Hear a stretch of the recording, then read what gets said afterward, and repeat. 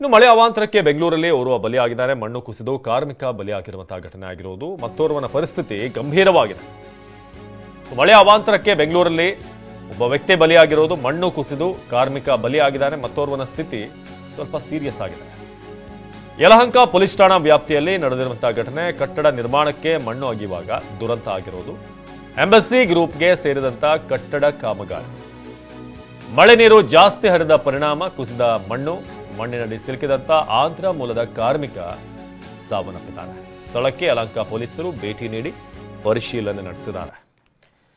ಮಳೆ ಅವಾಂತರ ಏನೆಲ್ಲ ಪರಿಸ್ಥಿತಿ ಆಗಿದೆ ಅನ್ನೋದಕ್ಕೆ ಸಾಕ್ಷಿ. ಯಲಹಂಕ ಪೊಲೀಸ್ ಠಾಣಾ ವ್ಯಾಪ್ತಿಯಲ್ಲಿ ಘಟನೆ ಆಗಿದೆ. ಕಟ್ಟಡ ನಿರ್ಮಾಣಕ್ಕೆ ಮಣ್ಣು ಅಗೆಯುವಾಗ ದುರಂತ ಆಗಿರೋದು. ಎಂಎಸ್ಸಿ ಗ್ರೂಪ್ಗೆ ಸೇರಿದಂಥ ಕಟ್ಟಡ ಕಾಮಗಾರಿ. ನಿನ್ನೆ ಬೆಂಗಳೂರಿನ ಮಳೆ ಎಷ್ಟು ಮಟ್ಟಿಗಿತ್ತು ಅಂತಂದ್ರೆ ನೀವು ದೃಶ್ಯದಲ್ಲಿ ನೋಡಬಹುದು. ರಸ್ತೆಗಳೆಲ್ಲವೂ ಕೂಡ ಕೆರೆಗಳಾಗಿತ್ತು.